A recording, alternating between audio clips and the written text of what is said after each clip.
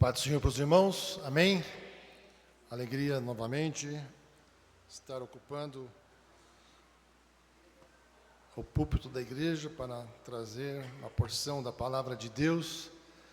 E nesta ocasião nós estamos no período natalino, período esse que nós não sabemos de verdade se Jesus nasceu no dia 25, mas isso para nós não tem essa importância.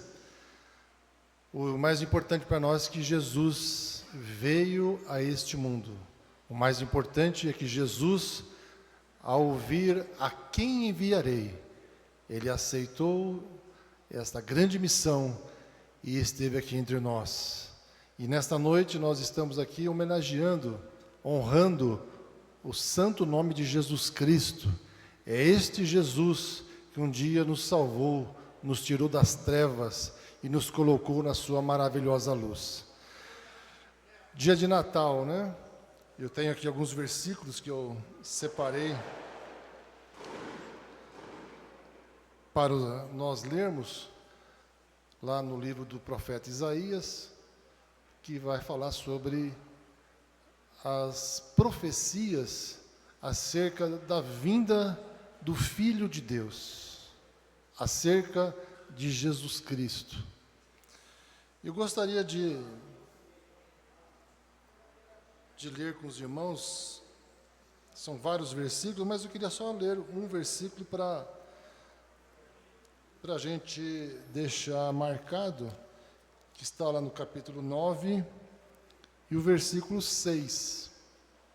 Se os irmãos puderem colocar na tela, agradeço, porque um menino nos nasceu, um filho se nos deu, e o principado está sobre os seus ombros. E o seu nome será maravilhoso, Conselheiro, Deus forte, Pai da eternidade, Príncipe da paz.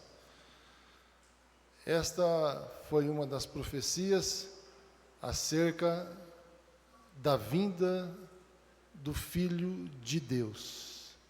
Isaías foi um dos profetas que foi levantado por Deus para profetizar num período onde os assírios tinham ascendência sobre aquela região, e Isaías foi levantado para profetizar, para proclamar um grande avivamento. E o rei, em um certo momento, era o rei Uzias. Isaías, ele era de uma família de aristocratas, uma família mais rica, e ele tinha um acesso facilitado no palácio do rei Uzias. Há quem diga, os estudiosos, que até havia um certo parentesco de Isaías com o rei Uzias. Mas o certo é que ele, pelo menos pela condição social, o profeta Isaías tinha um acesso facilitado ali no palácio. Havia um outro profeta chamado Miqueias, que ele também foi chamado por Deus num período ali na mesma região, e esse profeta já era de uma classe mais pobre, mais simples, e ele foi chamado por Deus também para profetizar para a classe mais pobre, mais simples. Ou seja, Deus não se esquece de ninguém. Ninguém fica sem ouvir o recado de Deus, a palavra de Deus. E Isaías foi usado grandemente por Deus para anunciar o avivamento, um renovo espiritual nas terras de Israel, de Judá. No começo do reinado de Uzias, que reinou por mais de 50 anos, ele tinha uma condição espiritual bastante próxima de Deus, as coisas iam muito bem,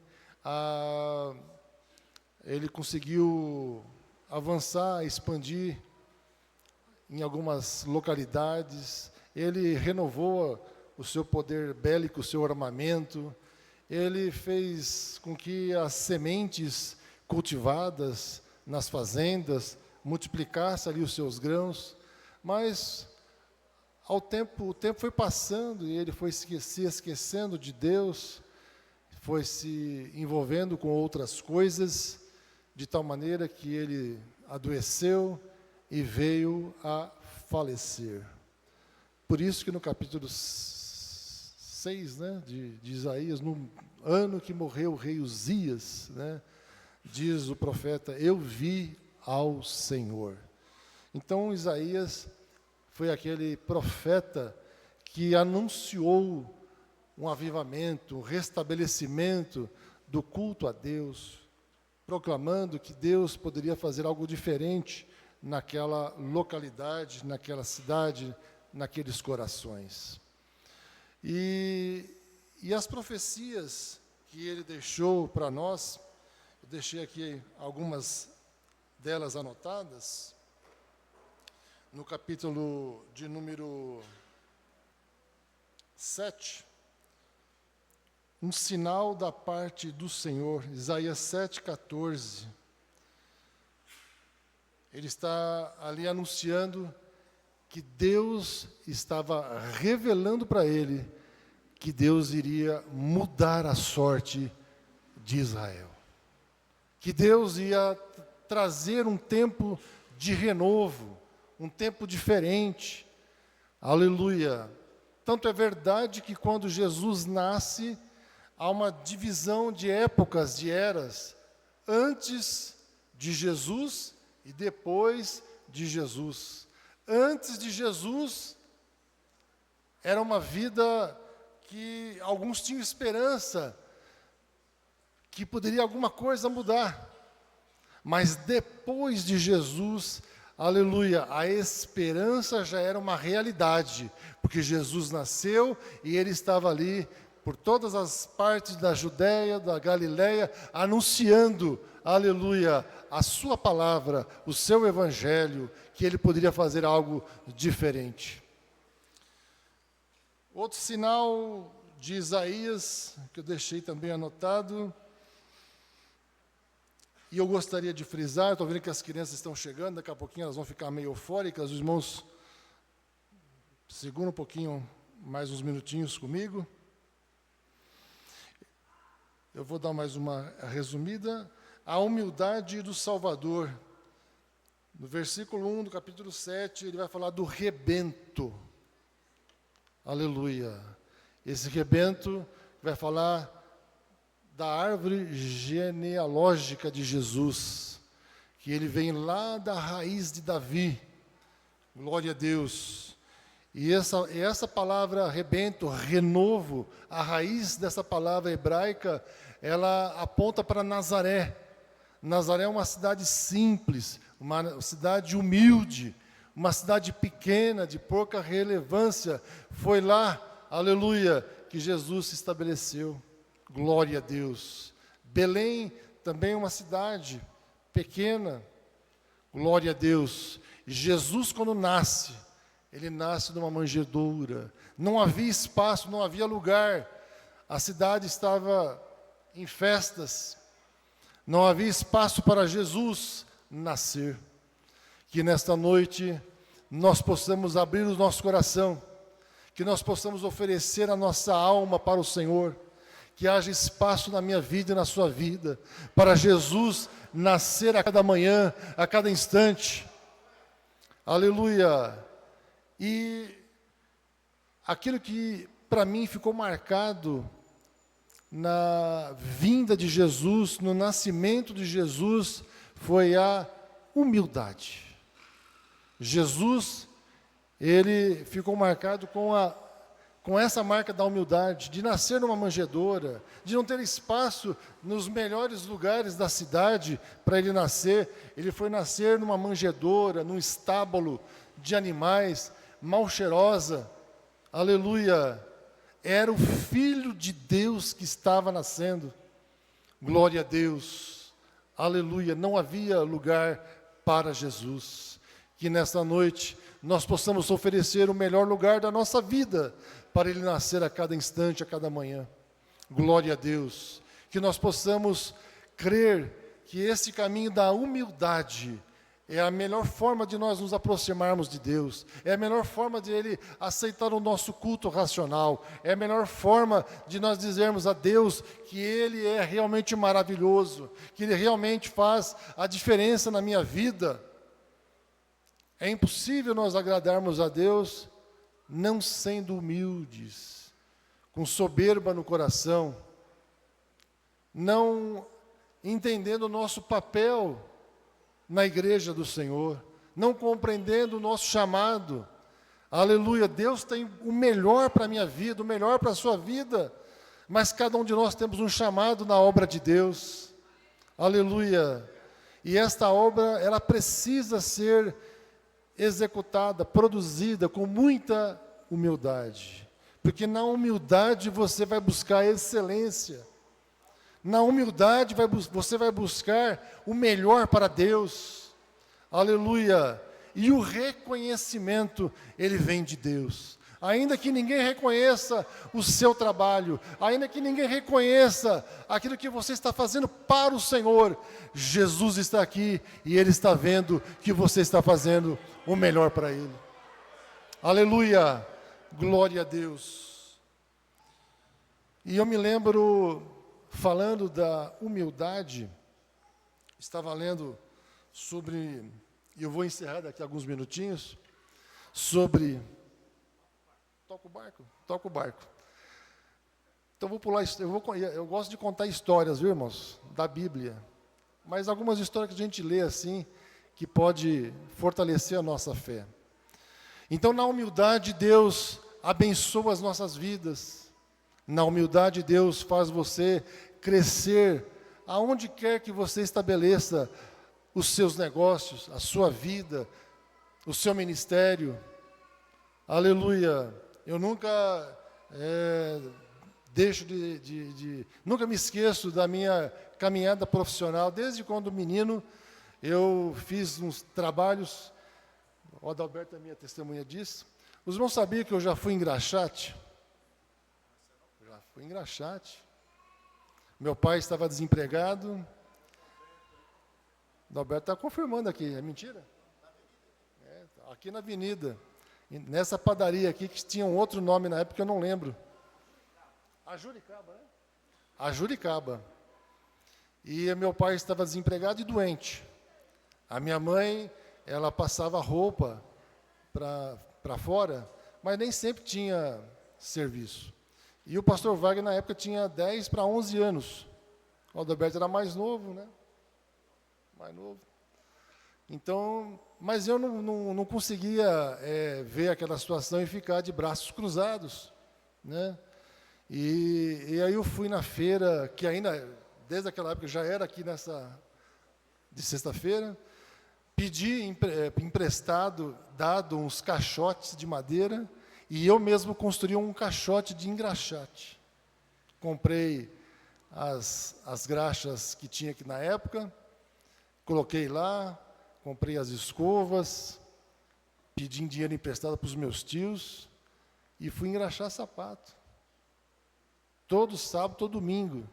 E o dinheirinho que a gente recebia, se fosse no dinheiro de hoje, daria uns R$20, 30. Eu entregava na mão da minha mãe para ela comprar aquela misturinha de domingo, né, de sábado, né? Então, irmãos, eu não me envergonho de absolutamente nada do que eu fiz, porque eu sei que Deus, Ele engrandece a todos nós no momento certo.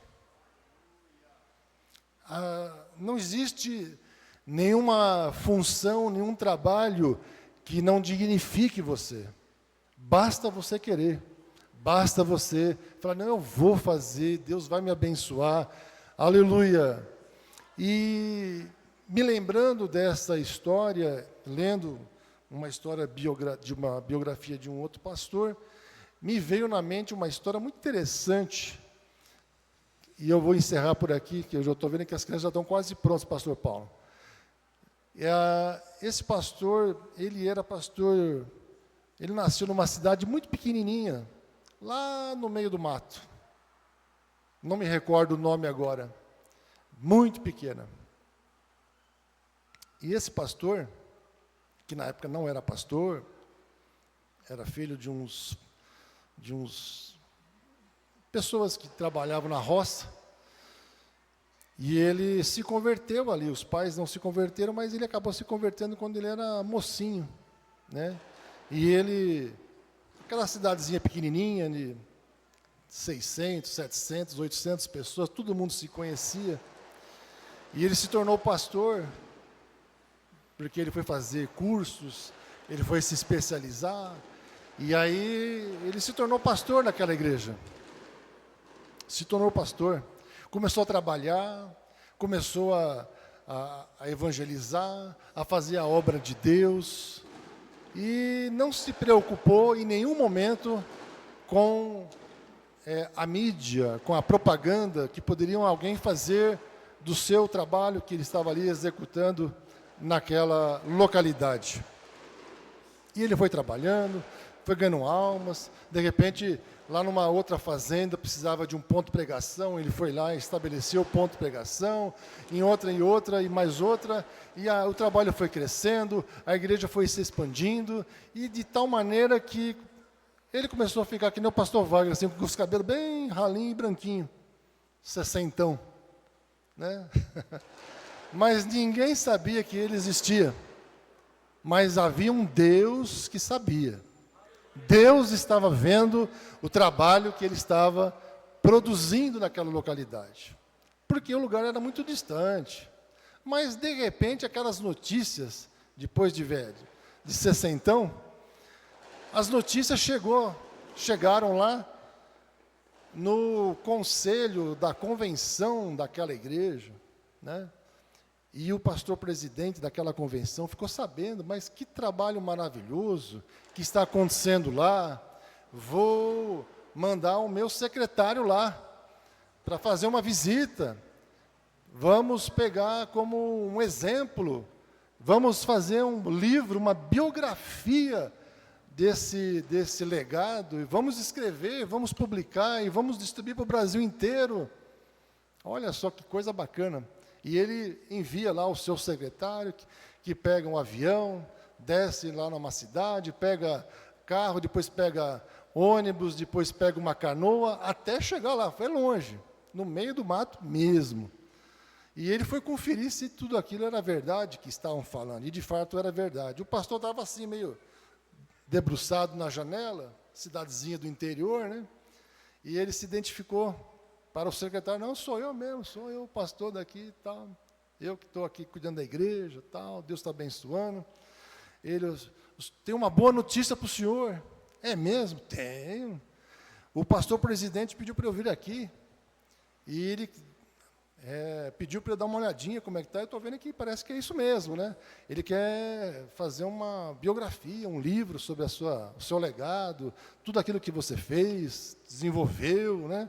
Então, a gente está querendo realmente fazer um trabalho com você, uma biografia, tira uma foto bem bonita, para a gente se colocar bem estampado na frente do livro, né? Não esquece, vai escrevendo, né? Porque eu só tenho uma semana para ficar aqui. Daqui uma semana eu saio lá do meu hotel, vou passar aqui, o senhor vai escrevendo. Né? O senhor tem aí computador? Não, não tem, não, é folha de papel mesmo. Então, vai escrevendo. O secretário foi embora e deixou aquela incumbência. Aí o pastor falou assim: mas que maravilha, né? Eu vou escrever de mim mesmo. É bom demais. Escrever bem de mim mesmo, melhor ainda. E começou, escreveu uma folha, 2 folhas, 3 folhas. Ele falou assim: vou escrever até com as letras bem grandes, para render mais, para dar mais folha, vou dar mais espaço, né? Pastor, cidade pequena, vou escrever, e foi escrevendo. Passou um dia, passou 2 noites, foi escrevendo. Até que, numa dessas noites que ele estava escrevendo, o sono bateu. E ele foi debruçando, e dormiu em cima das folhas. E Deus deu a ele um sonho.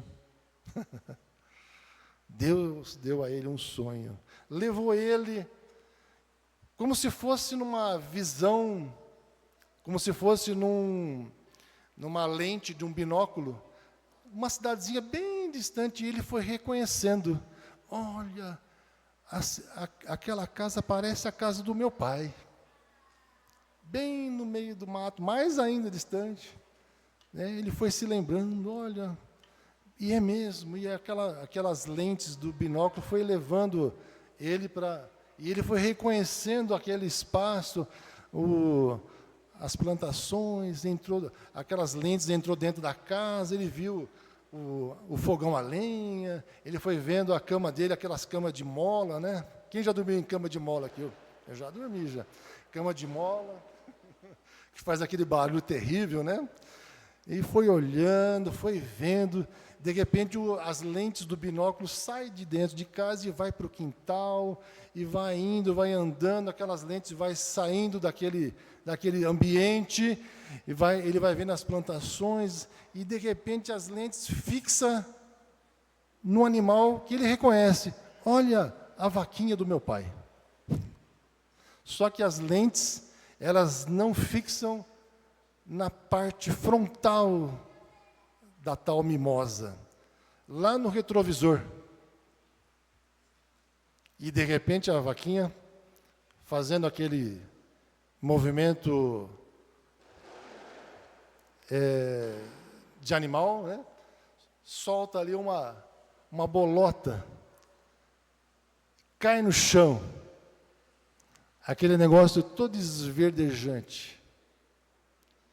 E a voz de Deus falou para ele: esse é o seu retrato. E nisso ele acorda. Falei, meu Deus, não posso mandar esse retrato para o secretário de jeito nenhum.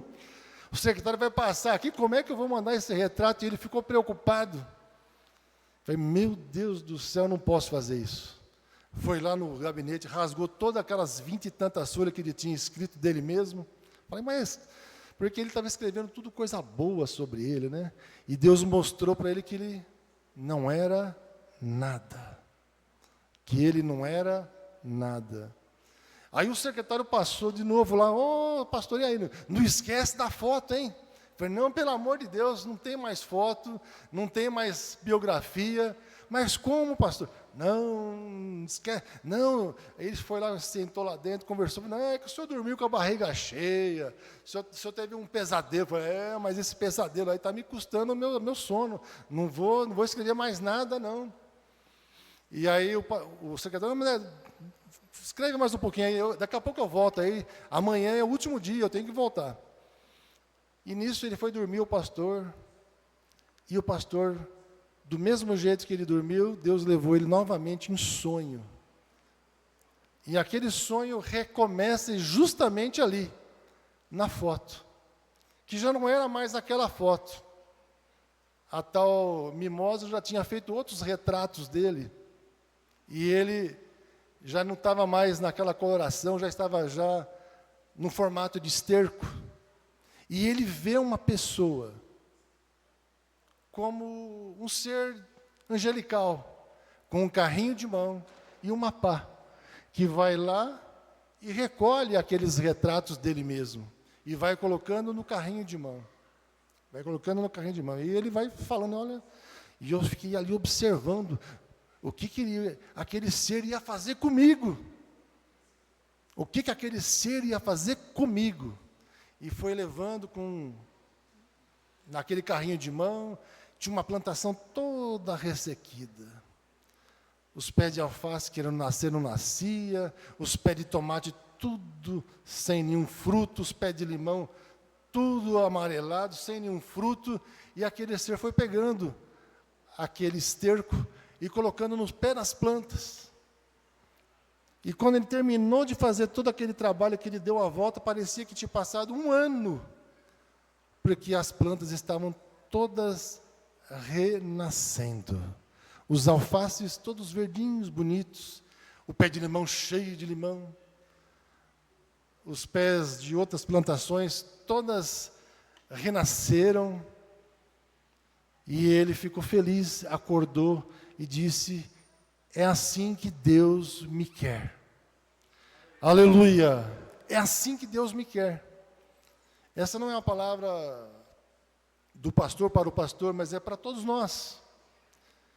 Porque lá em Filipenses capítulo 3, né? Deixa eu ver se é isso mesmo. Versículo 8. Diz assim: e na verdade tenho também por perda todas as coisas, pela excelência do conhecimento de Cristo Jesus, meu Senhor, pelo qual sofri a perda de todas estas coisas e as considero como esterco, para que possa ganhar a Cristo. Aleluia! Que nós possamos repensar no nosso Natal. Será que nós somos tão importantes assim, que nós não vamos conseguir nesse Natal refletir a importância que o seu irmão em Cristo tem? O seu irmão, que você dá a paz do Senhor para ele. Apóstolo Paulo diz que tudo que estava em volta dele era esterco, para ele ganhar a Cristo, para ele ter a Cristo como seu Salvador, como seu Senhor. Aleluia! Quando nós nos revestimos dessa humildade, assumimos essa humildade, tudo aquilo que não agrada a Deus fica no segundo, terceiro, quarto plano e às vezes nem existe mais na nossa vida. Vamos viver uma vida de autenticidade, ser aquilo que de fato nós somos. Ser aquilo que de fato nós somos. Deus não precisa de nenhuma personagem. Deus não precisa de ninguém fazendo teatro.